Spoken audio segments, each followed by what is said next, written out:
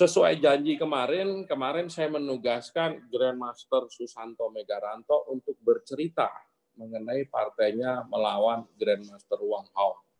Itu terjadi di Cebu tahun 2000. Nah, coba silakan, saya persilahkan Megaranto untuk bercerita. Dia mengalahkan Wang Hao. Wang Hao sekarang elo-nya 27. Susanto di mana dia berada ya masih di sekitaran Bekasi. Walaupun saya udah cek tabungannya ada 2,5 miliar di BCA dan 1,2 miliar di BNI. Silakan Megaranto. Terima kasih Pak Utut dan semuanya. Ini mungkin partai waktu itu di kejuaraan Asia Kontinental waktu itu lawan Wang Hao dari Cina. Dan saya di sini bermain hitam dengan menggunakan Karokan. Ya mungkin coba E4 di sini memainkan E4. Saya C6 dengan pembukaan Karokan. D4, D5.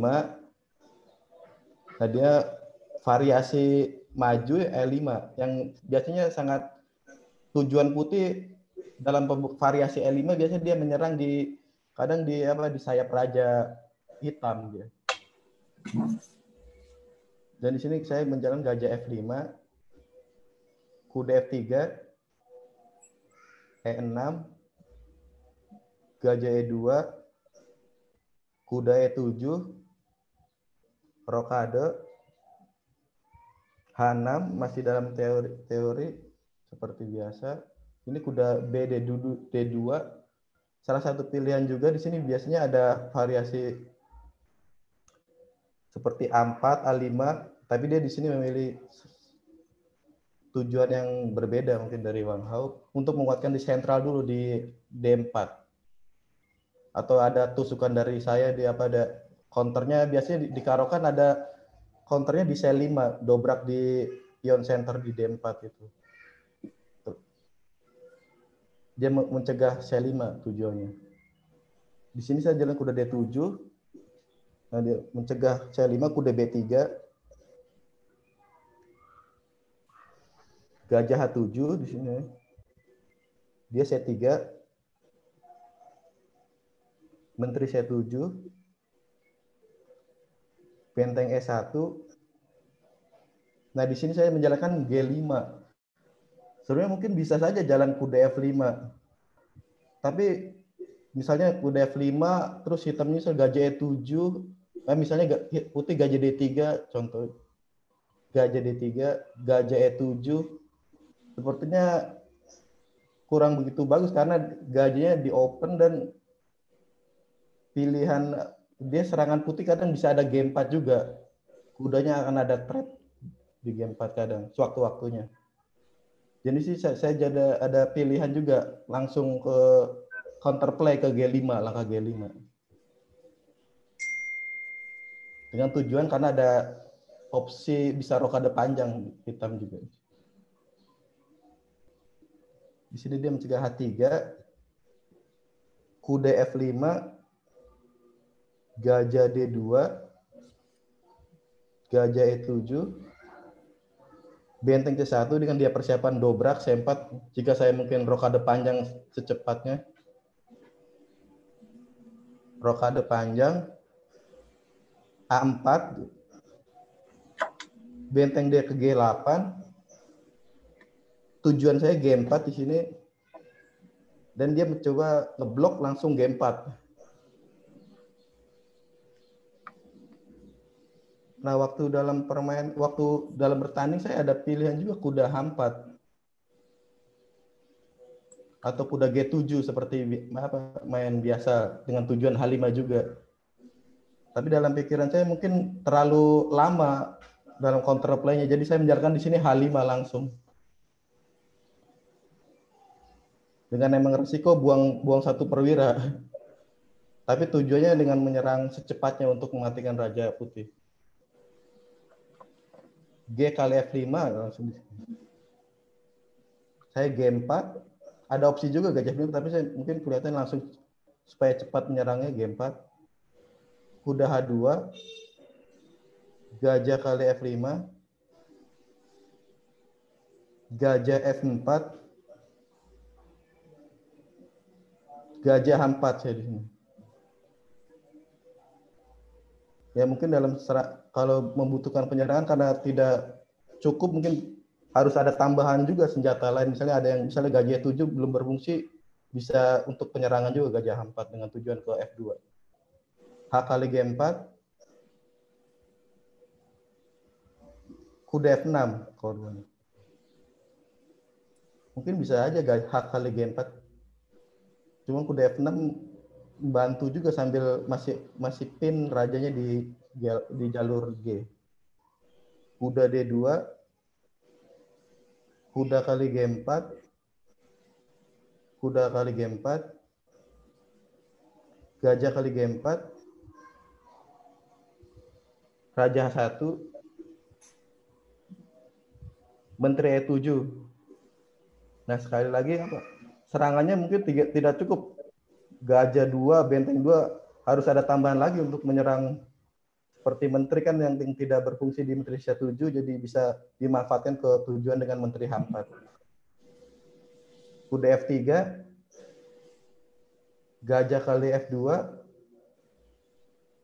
benteng F1. Nah di sini ada langkah selipan dari saya, gajah E3 yang bikin dia dalam posisi kalah, mungkin sudah kalah dalam posisi ini. Nanti tapi masih lanjut gajah H2. Saya coba tidak makan dulu gajah C1, gajah H3 dengan tujuan mati gajah G2. Dia mencegah kuda E1, menteri G5 lagi dengan tambahan untuk ke gajah G2, gajah F3, dan mungkin di sini sudah menyerah, tapi gajah kali F1, benteng C2, dan gajah F4, menghilangkan gajah di H2 untuk hitam dengan tujuan menteri G1. Mungkin dari saya sekian, dari partai saya, pengalaman partai saya di kejuaraan Asia tahun 2007. Terima kasih. Terima kasih Pak Susanto. Mas Anjas bisa dikembaliin ketika dia jalan H4, H6, H5. Jadi pertanyaannya, kok dulu Susanto mainnya berani, sekarang takut. Sekarang udah banyak duit. Duitnya udah banyak, jadi takut. Kalau dulu duitnya pas-pasan. Paling tabungannya paling banyak 5 juta. Jadi berani mainnya nekat. Tetapi catur bukan konsepnya nekat, bahwa langkah-langkah baru yang sifatnya langkah H5 ini tetap bagaimanapun langkah hebat gitu. Dia akselerasi seperti partainya yang kemarin saya cerita antara Ben Larsen melawan Boris Spassky. H5 ini kan akselerasi. Kita lihat G makan F5, coba kita ulang, G4, ini Dorje Gamalama, kuda G4, jawabannya kuda H2, gajah makan F5, kemudian dia jalan gajah F4, gajah H4. Nah sebenarnya konsep yang dijalanin Susanto ini yang guru besarnya namanya Anatoly Karpov. Jadi bring all your pieces into attack. Jadi bawa semua perwira kita untuk menyerang kalau kita lagi kalah perwira. Ini kan Susanto kalah perwira. Kalau kita lagi menang, kalau kita banyak duit, hidup mau tenang-tenang, nggak mau berkelahi. Nah itu Susanto sekarang. Kalau dulu masih susah, berani berkelahi. Jadi mudah-mudahan habis webinar ini Susanto berani berkelahi lagi, dan nanti elonya 2.700. Dari dulu dia 2.550 aja nih, udah 13 tahun lalu. Sekarang malah makin turun, teko-teko-tek. Saya nggak tahu elonya berapa Gar sekarang. Pas sekarang 2.550. Nah, itu udah 13 tahun lalu. Ya, cuman bedanya dulu tabungannya cuman 10-15 juta, sekarang dulu Pak Wasdirah masih ada, sekarang Pak Wasdirah sudah almarhum.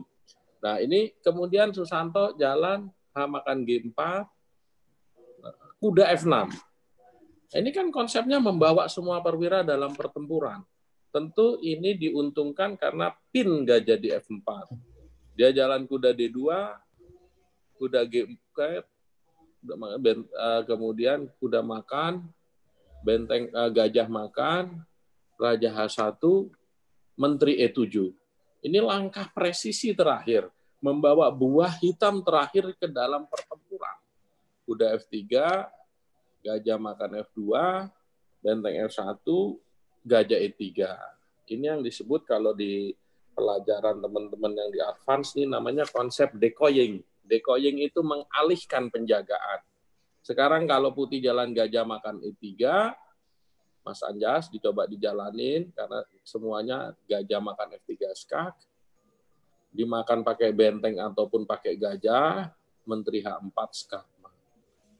Nah, ini konsep decoying ini tentu nggak mudah. Kalau udah dijalanin gampang. Kalau di papan kan kita kembali ke diagram tadi, kita akan selalu berhitung dengan buah. Tadi kemudian jawabnya gajah H2, gajah H3, kuda E1, bawa lagi pebuah terakhir ke dalam pertempuran menteri G5. Kalau ini kan ancamannya skak G2, gajah F3. Nah, ini ada pilihan nih, dua-duanya bisa dimakan. Benteng yang di F1 bisa dimakan, benteng yang di C1 bisa dimakan. Selalu ambil buah terkuat lawan. Ini benteng yang di F1 jauh lebih kuat dibanding yang di C1. Sebab kalau yang dimakan di C1, nanti ada ngelawan dia benteng G1. Nah, dimakan benteng yang di F1. Nah, setelah itu tentu benteng gajah makan F1, silakan Mas Anjas, benteng C2, buah terkuat putih tinggal gajah gajah di H2. Gajah F4, kalau gajah itu hilang, putih akan rontok. Dan di sini memang udah nggak ada obat. Kalau gajah makan F4, menteri G1 skakmat, dan seterusnya. Itu yang bisa kami sampaikan, Ibu Bapak.